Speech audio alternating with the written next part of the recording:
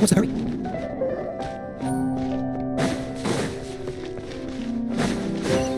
Oh no! Another unstable path! Watch your step!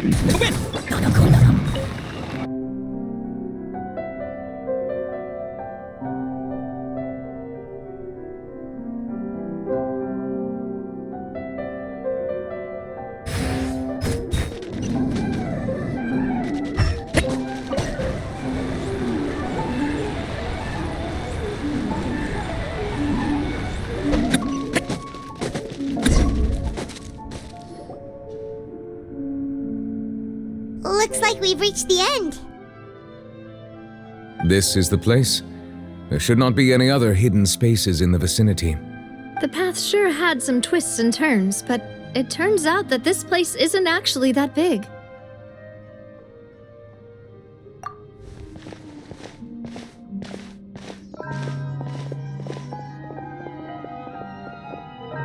Stone slates? It seems like they were put here as an offering.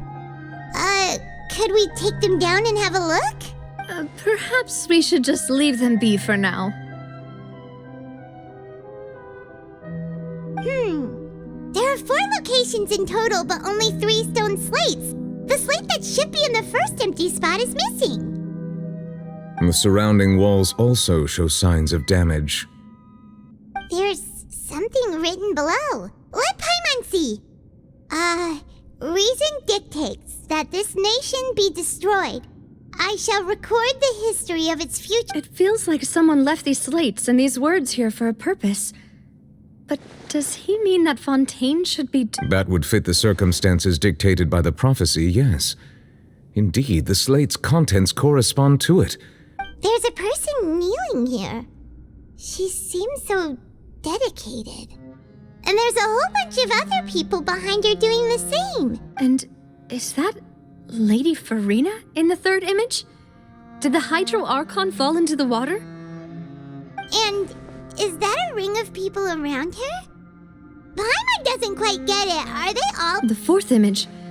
I know this one.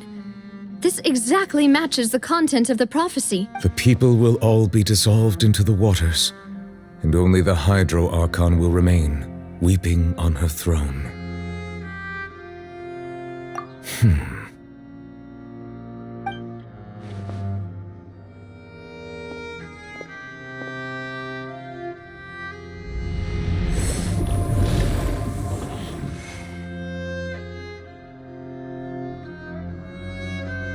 More information should be hidden in these slates, but I fear I cannot easily uncover it, most likely due to us missing the first slate. I am very sorry. Don't blame yourself, Monsieur Neuvillette. Deciphering ancient stone slates isn't one of your duties. Ooh, Paimon's getting the chills just looking at these slates. This says that it's the history of the future, right? That means the prophecy's sure to come true. I really hope it doesn't mean that. Still, Paimon feels like these images are kind of weird.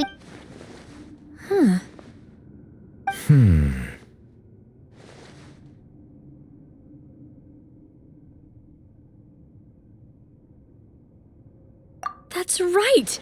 If the images are in chronological order, shouldn't the fourth, the waters drowning Fontaine, come before the third, where the Hydro Archon herself falls into the water?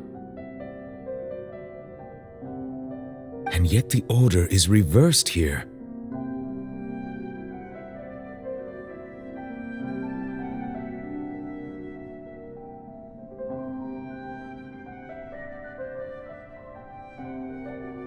If we go by timing, Lady Farina only emerges in the third image.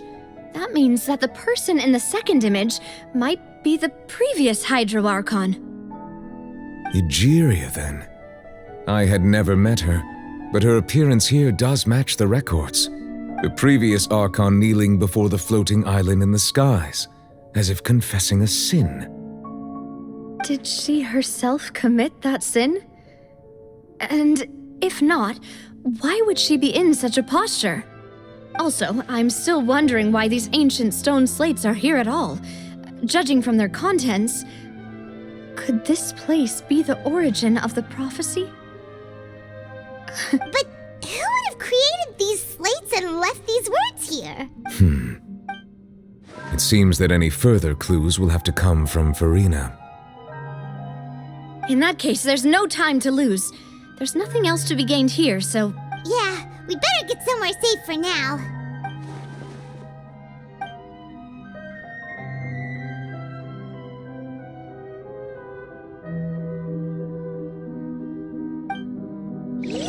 Let's split up here. I'm going to check on what's happening with the Spina. You know how it is.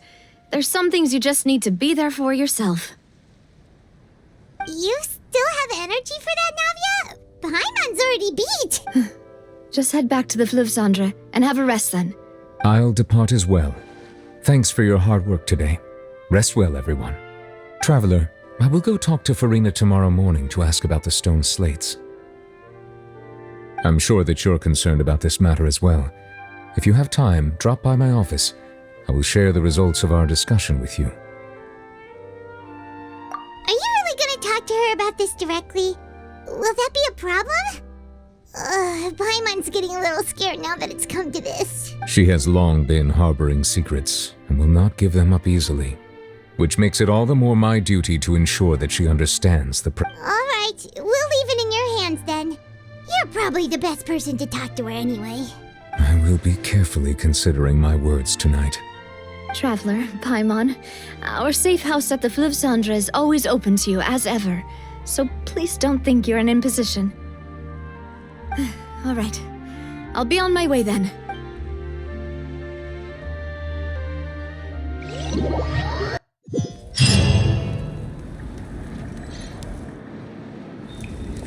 We're finally back!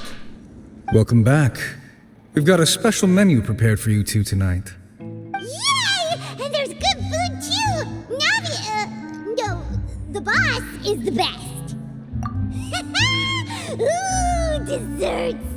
Nice, these are all Paimon's! Paimon's already starting to forget what happened today. Oh, that voice. Is that who I think it is? Huh? It's you two. What are you doing in Mona?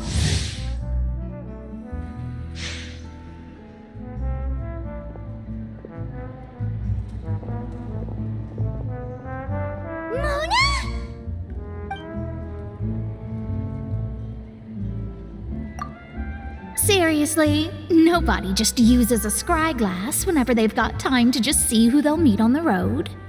Still, we didn't expect to see you here. Wait, you're not a Fontainian, are you, Mona? Well, I have some business to attend to here, so I booked a hotel in the city. I was just out for a stroll when I bumped into you. Why did you think I was from Fontaine, though? Is that because Magistus doesn't sound much like a Mondstatter surname? Yeah, let's go with that. Well, I used to have my own surname, which was, well, some other thing. Either way, the old hag told me when she took me as her disciple that the first step to being a great astrologist's pupil was to change that name. There was nothing for it, really. She really is amazing at astrology, so I changed my name to what it is now according to her wishes. To my surprise, however, Magistus is not the name of... It isn't? Nope. Although it is used by us in place of surnames, it generally just means great.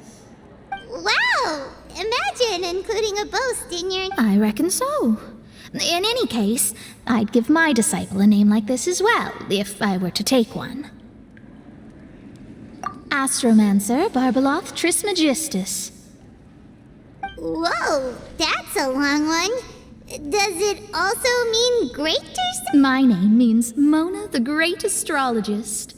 As for the old hag, hers is, in plain speech, the thrice as great Scholar of the Stars. Thrice as great? That's so... petty. I know, right? That's just how she is. She used to call herself Magistus, actually, but when she took me in, she changed her name to Talk about excessive. Magistus is thus the calling card of our school, so to speak, which makes it about the same as a surname. It's all right if you don't get it. You can look into it further should you need to study astrology more deeply.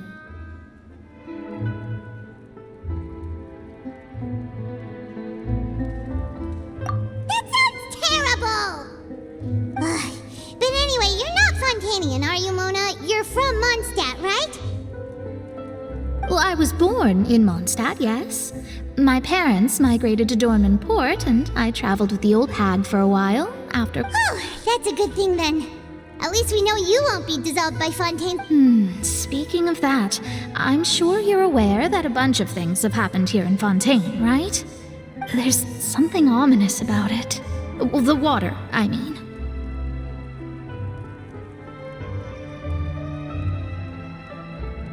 That was the main reason, yes. Just a while back, the Steambird invited me to take part in a panel and speak about the circulation of the prophecy as an astrologist. The invitation was sent quite early on. I don't think anyone expected Fontaine to be in this much trouble.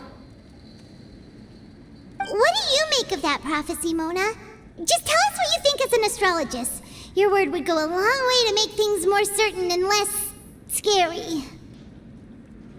What I can tell you is that I'm an astrologist, and that this prophecy concerns the fate of Fontaine, even that of all Tevat. Ascertaining this is akin to reading the fortune of the whole... I'm afraid that this is not something that just anyone can do. If I could do it, you would no longer call me an astrologist, but a visionary. But on the flip side, the prophecy is so huge and powerful that it must surely come from a powerful visionary. Its contents involve the fate of the world. Disregarding it would be a mistake. A visionary? Sounds really powerful and all, but does such a person really exist? Of course. The old hag could do it, and I'd bet there are others amongst those Hexenzirkel colleagues of hers who could do something similar.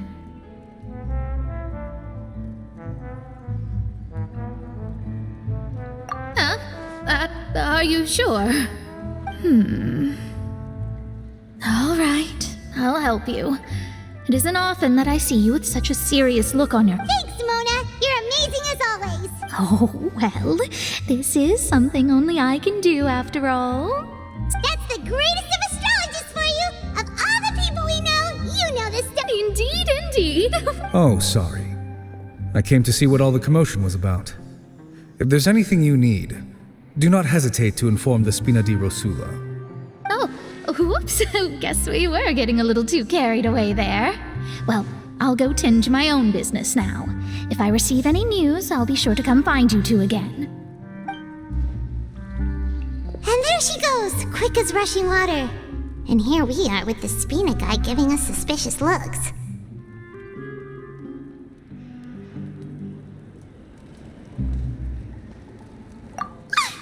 If Paimon hadn't spoken for you, it'd be you getting all the weird looks. Huh. The things Paimon does for you. That's more like it.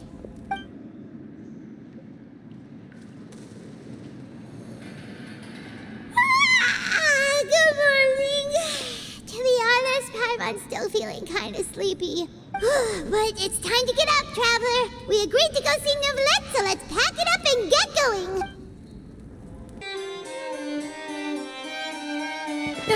You're here! Finally! Is something wrong? Monsieur Neurvalette and Lady Farina, they seem to have gotten into a dispute. Please go see for yourself.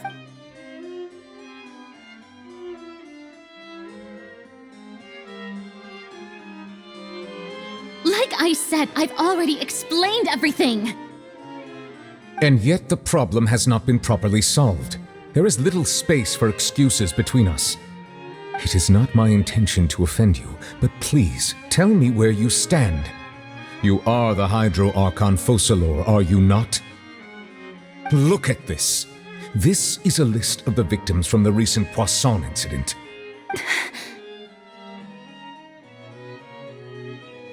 You mean they're all...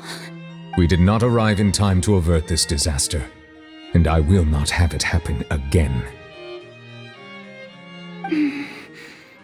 I will say this once more. You must tell me everything you know. Yesterday, I found 3 stone slates in some ancient ruins near Poisson. Do you know anything about those? Seriously? You're questioning me like this is a court case now. I don't know anything about that. But you found them in some ancient ruins, you say? That's correct, which is why I came to ask you some questions. There should have been 4 slates, but one of them was missing. The other 3 feature different images that seem to correlate to the prophecy. The prophecy? The second of these slates depicts the previous Hydro Archon Egeria kneeling before a floating island in the sky, as if confessing something. Do you know nothing of this either? I don't. I've never seen such slates. I'll ask you again. Do you really have no information regarding the previous Archon? My deciphering of the slates indicates that the Hydro Archon Egeria once had to confess to, or apologize for, a certain sin. If anyone would know about it, it should be you. All gods don't have the same secrets, you know. She was herself and I'm me. Is it really so strange that I know nothing? I understand your concerns, but I'm sorry. I just don't have...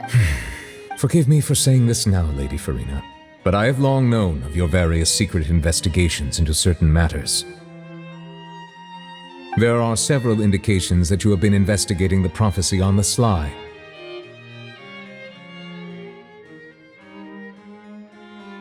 This is not strange in itself, considering that you are the Hydro Archon. But it is strange that you should also claim to not know any of Egeria's secrets, as well as do nothing following your inquiries. You have never been as superficial as you have presented yourself to be, nor are you a fool. And yet, your behavior is very inconsistent.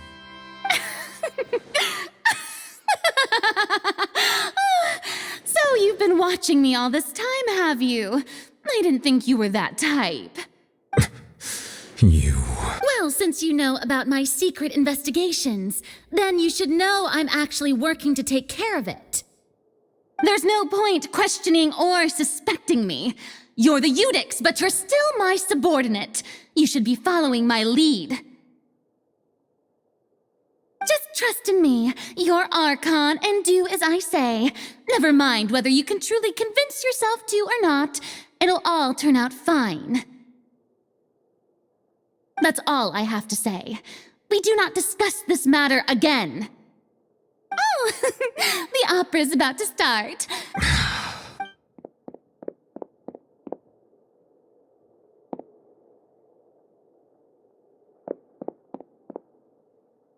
Did Farina not notice us standing by the door?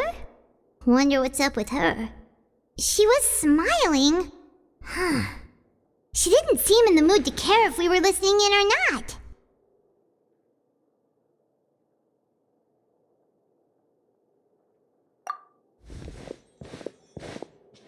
I assume you've been outside for a while now?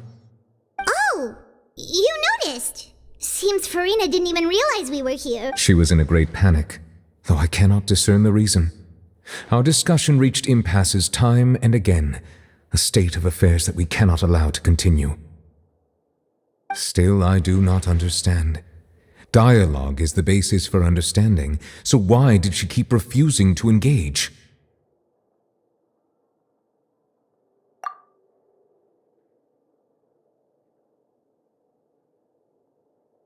Everyone in her inner circle has noticed that she is hiding some secret. The issue is her attitude. I fear that she will not reveal anything unless absolutely forced. We may have to create a situation in which she will have no choice but to speak. Oh? Normally, people will only reveal the truth when standing trial. Perhaps we must have the Hydro Archon experience. But Farina's seen so many trials, and she's really good at dodging questions. How do we make sure that she won't just slip away at the first chance she gets? We will need to consider this thoroughly, join forces with various parties, and then do what we can. If at all possible, I would prefer to recuse myself from this affair, but we must prevent the prophecy from coming to pass. This may be cruel to her, but all Fontaine is in crisis. The information a god possesses is too precious, and so we must take a chance on this.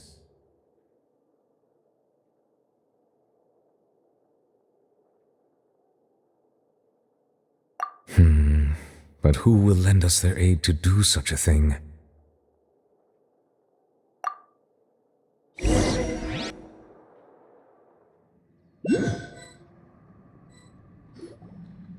Well, that's everyone, huh? Speaking of which, it was pretty smart of you to think of hiding here. Poisson was just involved in a disaster, so it's presently devoid of people. That naturally makes it the best choice. And here you are drinking tea like it's the most natural thing in the world, huh? That's what family should do. Sit and enjoy a leisurely time together. It's nice to enjoy tea here, you know? Care for a cup? Lend me your ears, everyone. Or perhaps one of you might like to start us off. How about you, friend? Me? No, I don't think I can. Then, how about you, good sir? I fear that I will cause the mood on this boat to become as somber as it is in court. Well then, I guess we're lucky we've got a local like me to organize things. Wonderful, the spotlight at last. I guess I'll be facilitating things from here. That was a little long-winded, don't you think? Oh, you might be right. Anyway, to cut to the chase, our friend here, the Traveler, has brought us together to discuss something. As for what that is, well, let's start by saying that we'll be pooling our efforts together to create a series of traps. Oh, how intriguing. Well, it's just an expression, really. One that I just learned from Chlorand and used on the spot. So, let's invite her to explain in detail. A round of applause. Huh? Didn't you say that you would be facilitating this? Oh, come now. Your work doesn't involve much public speaking, right? This is a good chance to practice. You might even pick up some fancy oratory tricks to impress your boss with in the future. I see. And what does my boss say? He is glad that you consider him your boss. Do go on.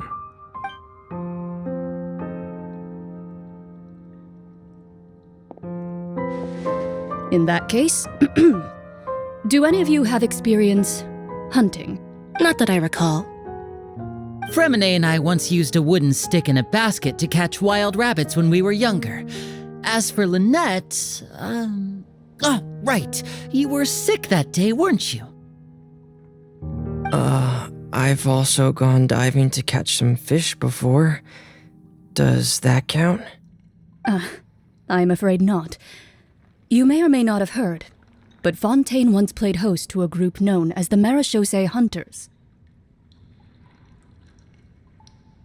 Though that was their name, they did not hunt animals, but rather various monsters left behind by the ancient dynasty of King Remus. Today, Fontaine's monster population has already thinned greatly, so the hunters have blended back into society, taking up arms in other lines of work. A trap comprises of the following components: bait, a trigger, and a containment device. Sometimes a lethal implement will also be necessary to deal with the prey. So, if we were to build a trap together, right now, what would you choose to build it with?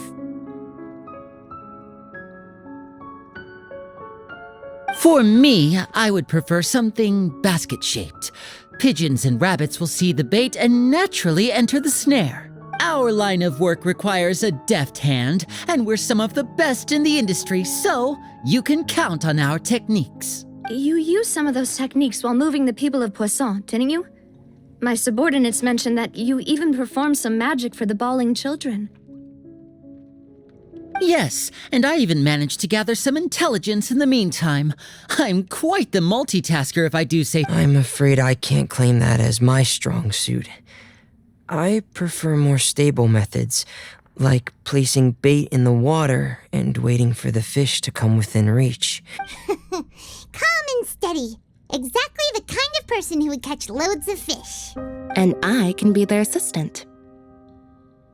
With discretion, I'm sure.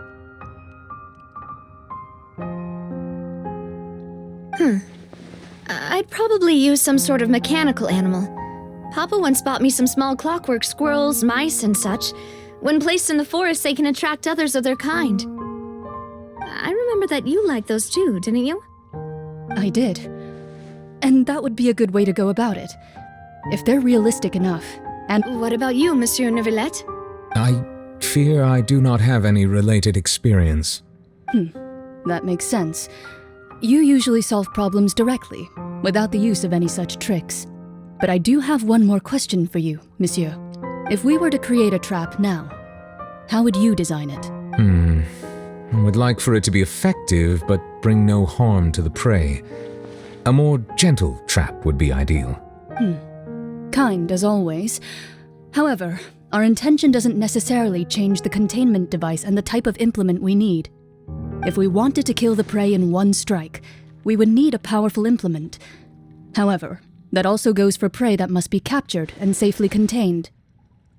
Wait, why's that? Only a hunter who's a true expert at subduing their prey can snare it without harming it. The line that divides life and death is often exceedingly thin. So, are we going hunt? We hadn't thought of seeing ourselves as hunters. It kinda works, but maybe it's still not the best metaphor. If our means of capturing and dealing with our prey is to put them on trial, then the hunting metaphor is actually quite accurate. But we shall require much more courage than any hunter to judge a god, a being whose seat is an exalted throne.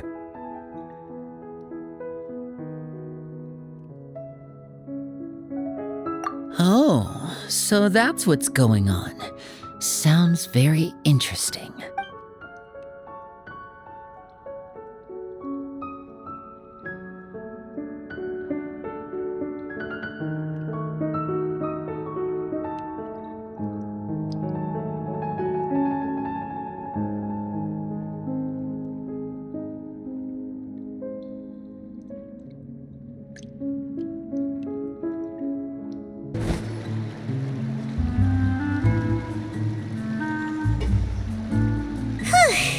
It's been a tough few days, hasn't it? So much has been happening. Paimon didn't think the meetings would go on for so long, but everyone seemed pretty fired up, huh? Paimon thought they'd be at least a little frightened. Well, Fremine was, now that Paimon thinks about it, but everyone else just looked a little surprised.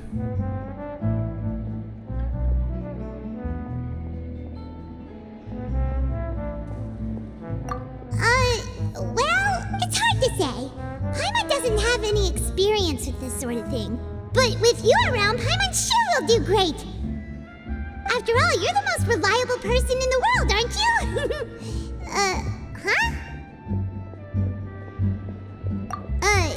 Did you just pour some tea? Paimon didn't notice you doing that at all. Then what's that? Paimon's never seen that cup before. Don't be frightened. I'm just joining you two for tea. I merely refrained from saying anything till now.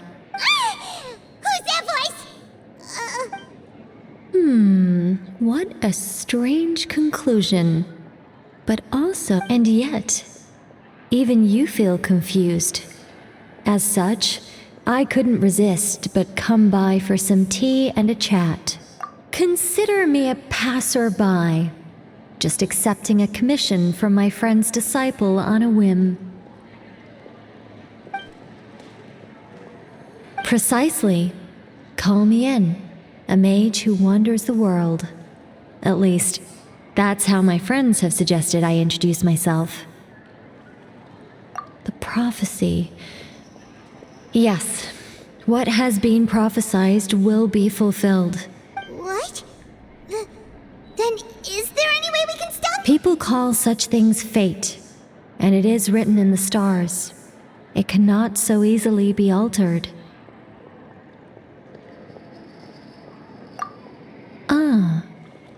So you've called. Just as prophecies are usually only the future as seen from the perspectives of the gods, could things be happening in hidden corners, where the gods' gaze does not are the things that you shall see different from the fate that the gods...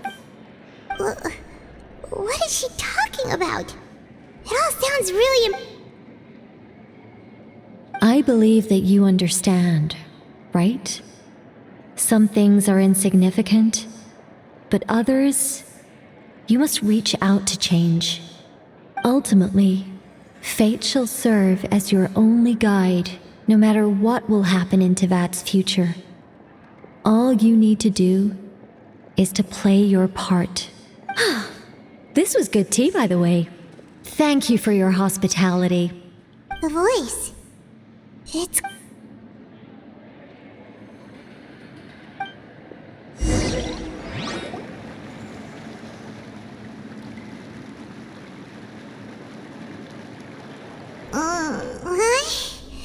I want to hear someone talking.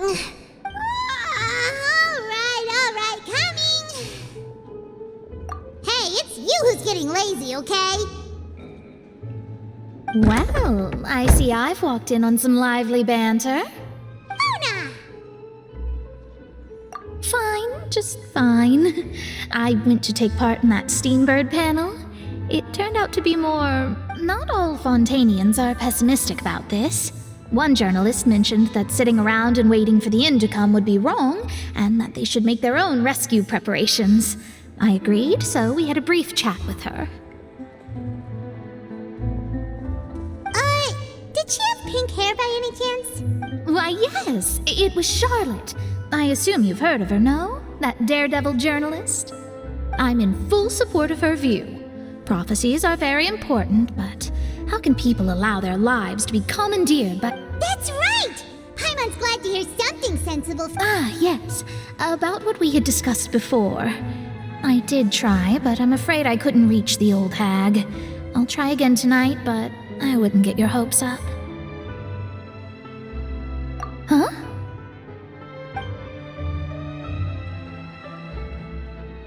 Goodness gracious. Are you serious? She said that even the god's gaze has blind spots. Pretty bold if you ask Paimon. Most people would believe the gods to be all-knowing, right? The Hexen Circle members are certainly anything but ordinary. As for the mage named N, the old hag has mentioned her a few times. She said that N's sense of direction is incredible, and that she loves guiding those who are lost. But I've never met her, and if she were still alive, she'd be...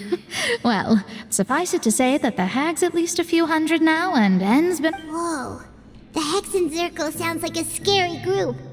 But they must really stay in shape. Their abilities alone are pretty terrifying.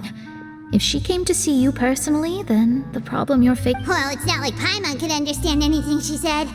Yes, she was quite cryptic, but I suspect she means that there is still a way to turn things around. She didn't say when or what that would be, though, so perhaps it is something that you cannot know right now.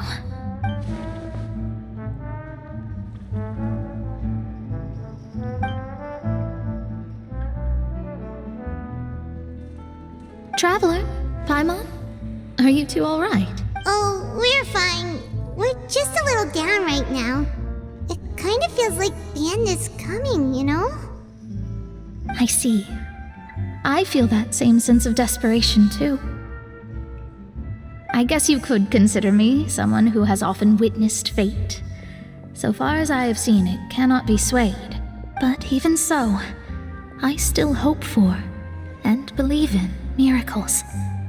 Astrology is eternal. Perhaps that's what N was trying to tell you. Not to lose heart, and to believe that what you are seeing playing out before you is not yet set in stone. I did originally think of steering clear of all this, but I couldn't. Even if this is all futile, I still wish to help everyone. You do have a point. There I go, talking about astrological principles again. Sorry about that. The moment I start talking about work-related stuff. I need to get going. It was worth trying to comfort you, even if only a little. I believe that you'll help those who are struggling in the same way I did. I suppose that might be why we always seem to meet by coincidence. Paimon feels kind of moved by what Mona said, but also kind of sad. Hey, Traveler, Paimon suddenly feels like going outside for a walk. Let's walk around the city, shall we? There's a few spots we always like to walk by. Huh? Our names are written in this newspaper. What's going on? Let Paimon see! The underwater stronghold, the Fortress of Meripede, has continued in its noble autonomy, but that does not mean that others cannot interact with it. My recent attempts to enter the fortress bore little fruit. Guess Charlotte still hasn't given up. Thus, did an Outlander friend become the focus of this report? A blonde adventurer with their white fairy, legends trailing in their wake. It is said that this mysterious traveler once visited. So while the fortress's interior remains a mystery behind closed doors, do not fear, for the tales of the traveler contain surprises in spades. Journalist Charlotte's biggest scoop yet, the Traveler's Trail, World Walker. Charlotte took so many awesome photos of us and we never even noticed her. She hasn't been able to get a hold of anything at the fortress, so since we're easier to find, she's using us as the subject matter instead? Seriously? Well, fine. Those headlines and photos do look...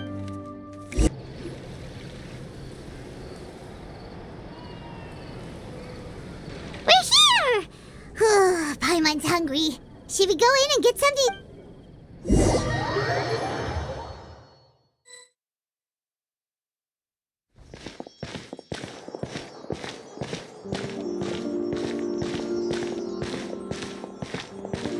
Hey, quick!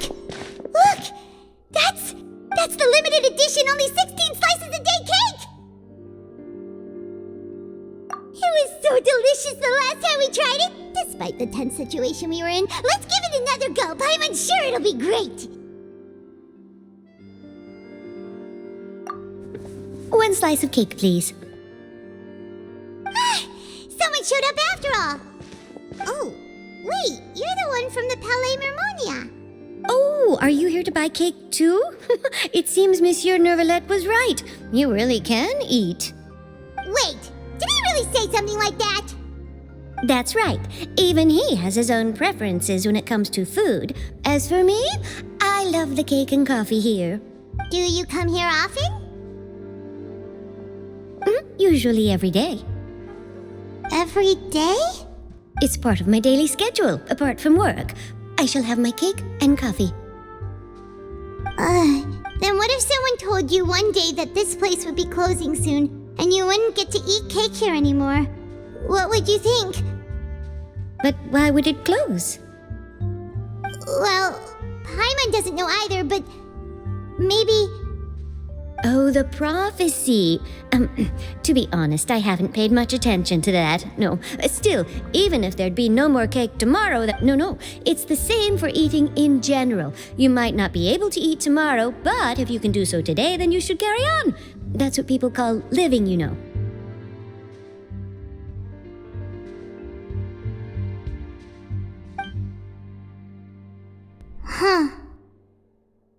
Don't be sad. Excuse me, could I have 2 more slices of cake to go? These 2 slices are for you. Sijuin said that this kind of expression you're making is what humans call being sad. Oh, you know Sijuin? I sure do. She was born before me, and she sometimes comes to the surface to teach. She said that humans are creatures that are saddened easily. Yes, and you can only lift their spirits by feeding them delicious food. I've got something else to do, so I'll be going now. You two try to stay in a good mood after eating, all right? Bye.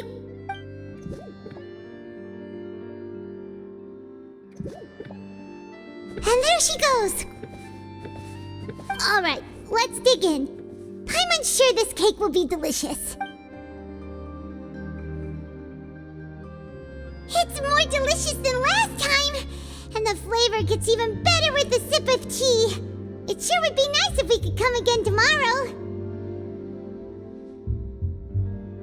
Sure would be nice if we could always eat delicious food here.